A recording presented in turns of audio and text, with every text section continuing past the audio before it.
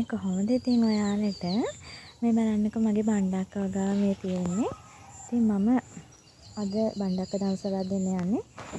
මේ බලන්නකෝ මේ කරල් වල බරට මේ අත නැමිලත් එක්ක තියෙන්නේ. ඉතින් දැක්කනේ ඒ අත නැමිලා තිබුණේ මේ කරලේ බරට. ඉතින් මං අද බණ්ඩක්ක දන්සලක් දෙන්න යන්නේ. මගේ නෙමෙයි හස්බන්ඩ්ගේ නෑදෑයෝ ඉන්නේ මෙහි.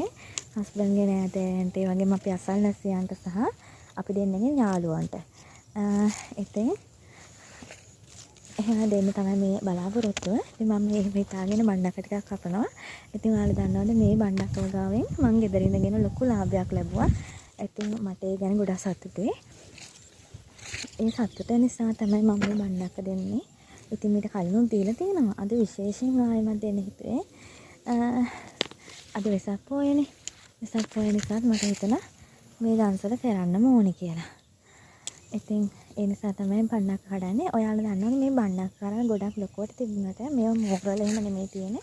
මොකද මේක සෝමා කියන හයිබ්‍රිඩ් ප්‍රභේදය. සෝම කියන හයිබ්‍රිඩ් ප්‍රභේදය. මේක ගොඩක් ලොකුවට කරල් හැදෙනවා. ඒ වගේම බරින් වැඩි. ඉතින් ඒ නිසා තමයි ওই විදිහට පේන්නේ. ඉතින් ඔයාලා කවුරු හරි බණ්ඩක්ක වගාවක් කරන්න බලාපොරොත්තු වෙනවා නම් ඔය ප්‍රභේදයම ගන්න කියලා මම කියනවා. ඉතින් ඔයාලා කැමති දෙයක් කරන්න. ඒක තමතරම මට ඔයාලට කියන්න තියෙනවා මෙන්න මේ චූටි චූටි වලවල් තියෙන මේ වගාව හැමතැනම දැන් ඔයාලට පේනවනේ මේ වගාව. මම අතුත් කපලි ඉවරලා ඒවගෙනුත් පළදාව ගන්න ගමන් තියෙන්නේ. අතුත් කපලා ඊට පස්සේ ඒවගෙන් එන අතු වලිනුත් පළදාව ගන්න ගමන් තමයි තියෙන්නේ. ඒ කියන්නේ මේ ගස් දැන් ඉවත් කරන්න කාලේ නම් වෙගෙන එන්නේ. ඒක නිසා ඒ ගස් අයින් වෙනකොට මට අලුතෙන් බණ්ඩක්ක වගාව ඕනනේ.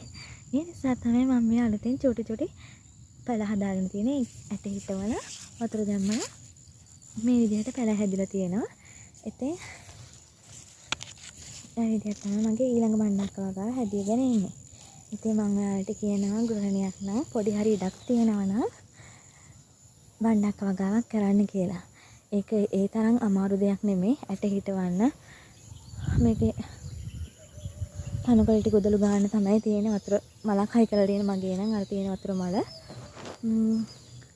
වලට පේනවද දන්නේ කොළ පාටින් චූටි තියෙන වතුර මල. ඒ වතුර මලෙන් තමයි මේ වගාවටම වතුර විදින්නේ. ඉතින් මේ වගේ කරගන්න කියලා මම ඔයාලට කියනවා. ඒක හරිම පහසුයි. අපිට ඔයාලට කියන්න මම ගිය මාසේ නෙමෙයි මේ මාසේ 27 වෙනිදා වෙද්දී 86788ක් ගත්ත මේ වගාවෙන්.